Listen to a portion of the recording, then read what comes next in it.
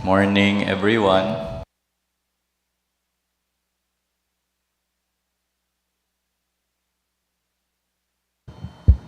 Can the Secretariat confirm if we have a quorum, please? Yes, sir. Good morning. Good morning, everyone. Today is October 11, 2023. Welcome to the Bids and Awards Committee BAC Bravo meeting.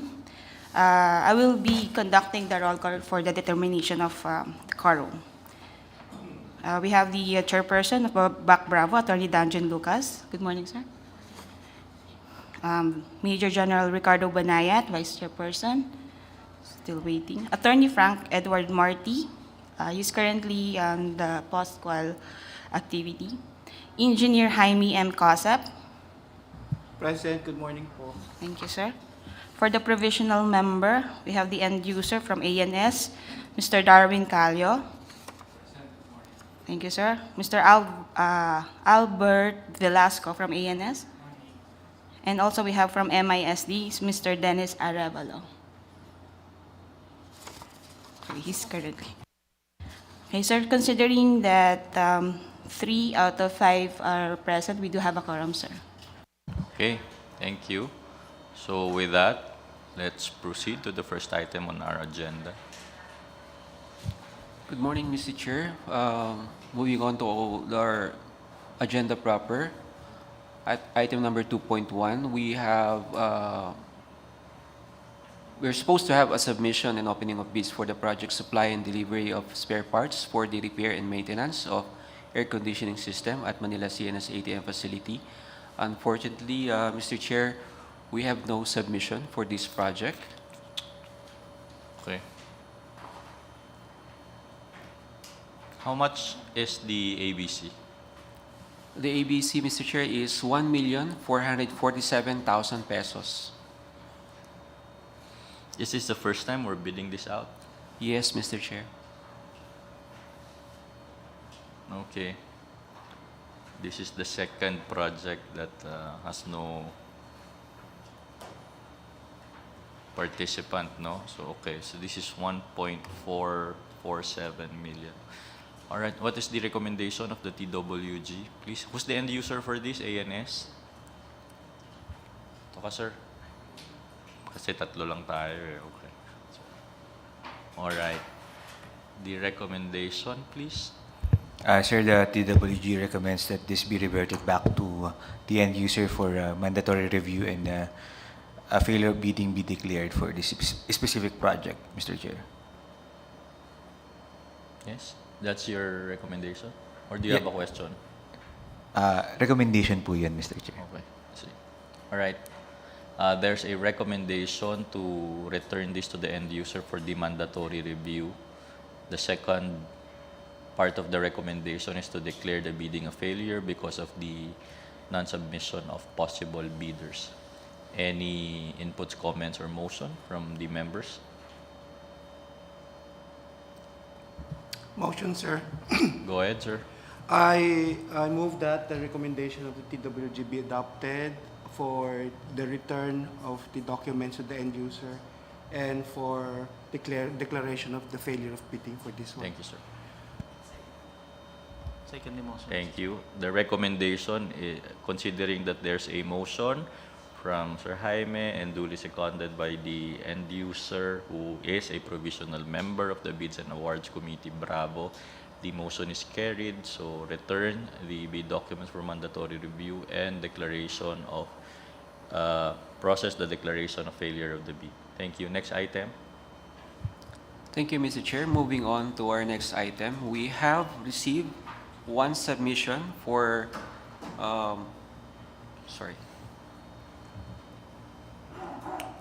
one submission, Mr. Chair, for the project supply of technical services for the updating preparation of electrical as-built plan and electrical power system study analysis of the Philippine ATMC. Secretariat, may we request the bidder to join this meeting?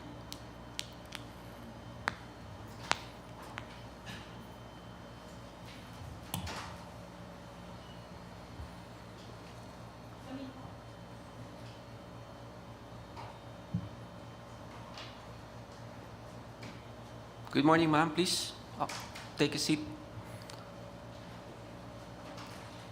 Ma'am, we'll be opening the submitted bid for this project. Before we proceed with the opening, kindly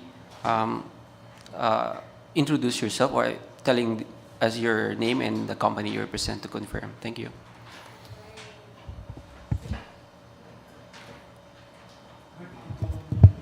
Good morning po everybody. I am Janet De La Cruz from NAR Power System Specialist Corporation.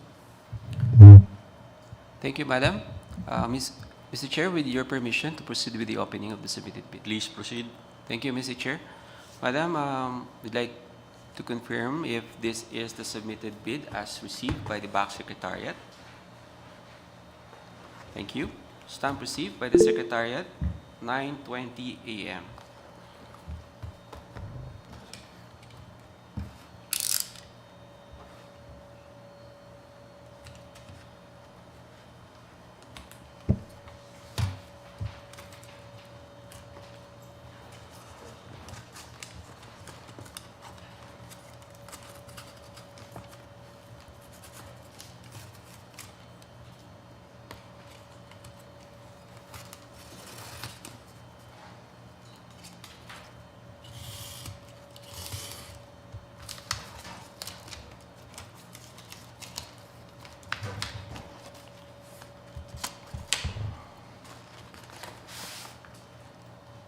Inside the envelope are two envelopes with labels technical component and financial component envelope.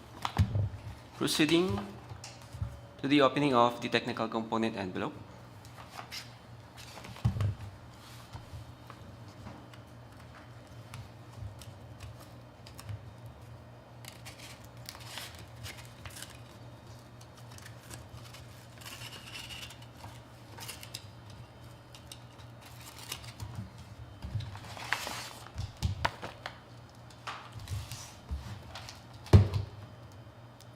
Technical component document has pagination sequentially arranged with signature in each and every page and index tabs.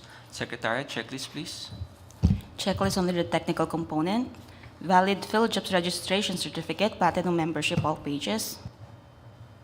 Certificate of PhilJobs registration, platinum membership, issued to NAR Power Systems Specialist Corporation, valid until September 29, 2024, page 1, 2, and 3 of 3, submitted. Statement of the prospective bidder of all its ongoing government and private contracts, including contracts awarded but not yet started, if any. Statement of the prospective bidder of all its ongoing and completed government and private contracts, including contracts awarded but not yet started.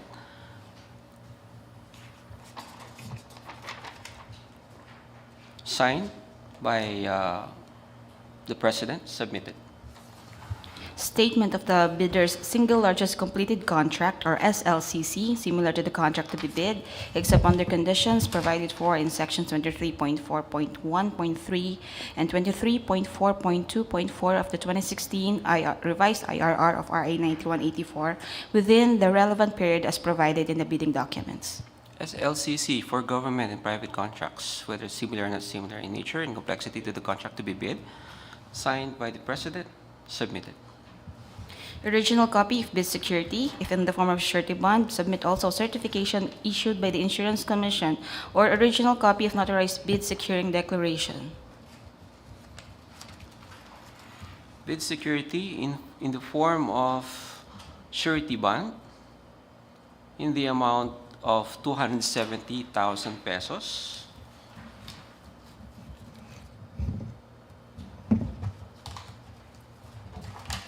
Accompanied by a certification by the Insurance Commission assuring the provider of the insurance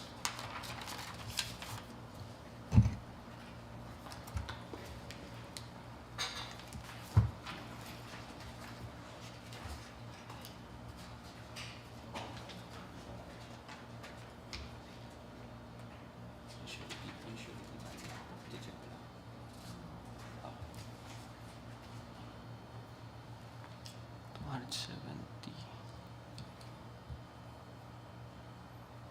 Oh, it's more than.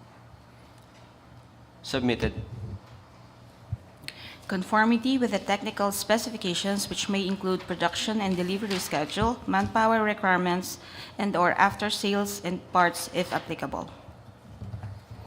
Conformity with the technical specifications.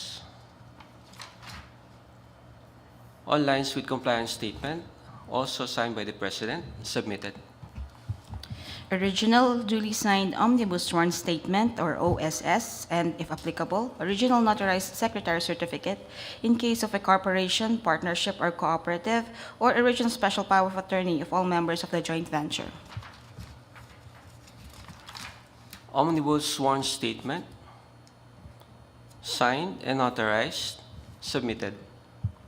Legal clearance to be issued by the CAAP Enforcement and Legal Service with respect to the non-pendency of any cases of prospective bidders against this authority. Legal clearance issued by Attorney Roberto Martinez Buenaventura of the Enforcement and Legal Service, submitted. Certification under oath attesting that they have no pending case or cases against the government, in addition to the eligibility requirements for bidders as prescribed under the revised IRR of RI 9184. Certification under oath of no pending case, signed by the authorized representative, also notarized, submitted. Copy of notarized certificate of employment for at least 1 year with the company for corporation or ownership or co-ownership for single proprietorship or joint venture of the professional electrical engineer that will sign and seal the final reports. Certificate of employment issued to Mr. Manolo Cachero, signed by the President, submitted. Copy of bid bulletin number 1 dated September 18, 2023.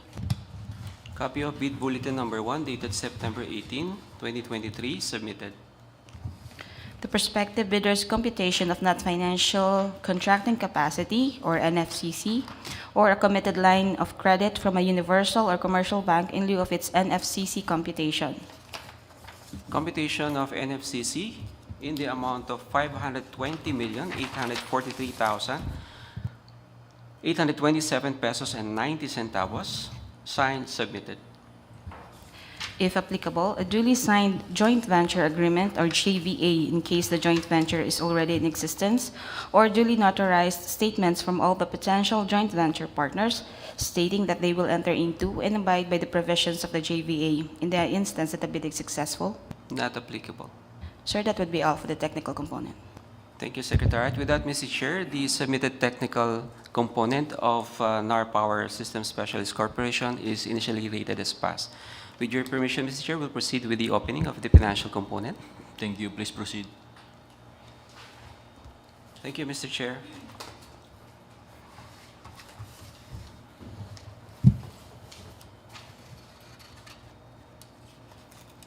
While the technical working group is opening the financial bid documents, can the Secretary confirm that this proceedings is being recorded or shown live?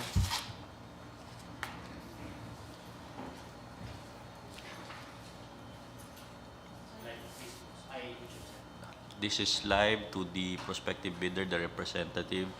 We are required by law to seek your approval and consent if that is okay. Ma'am, Madam.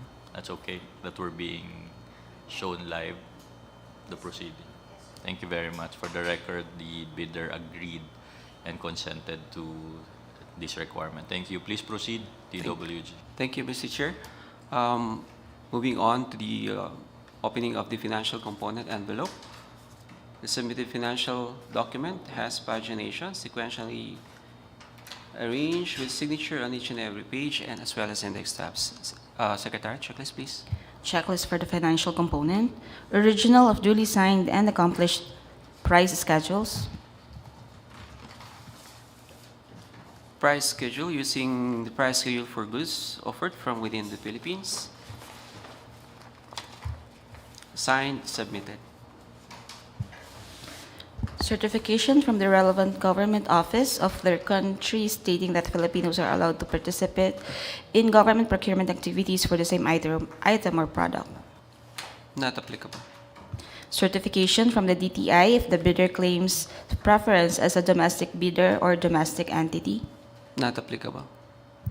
Original of duly signed and accomplished financial bid form. Duly signed financial bid form in the amount of 4,482,000 pesos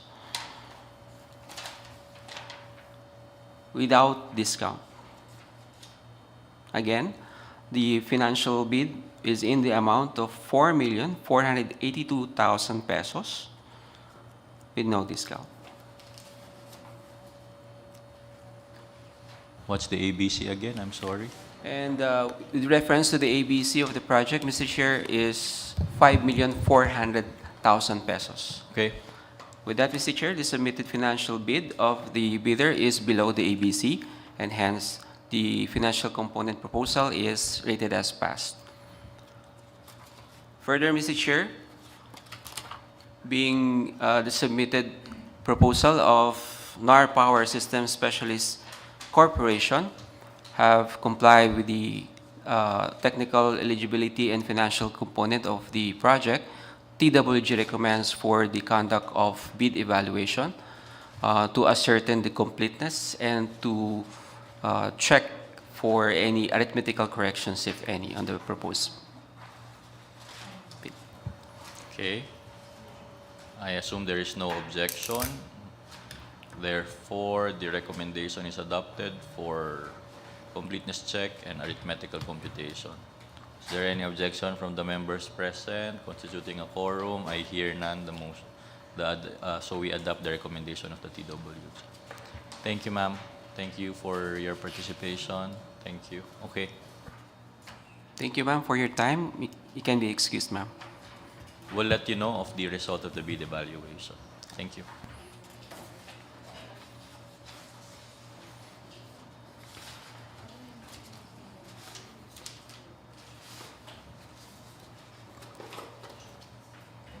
Next item on the agenda is pre-procurement.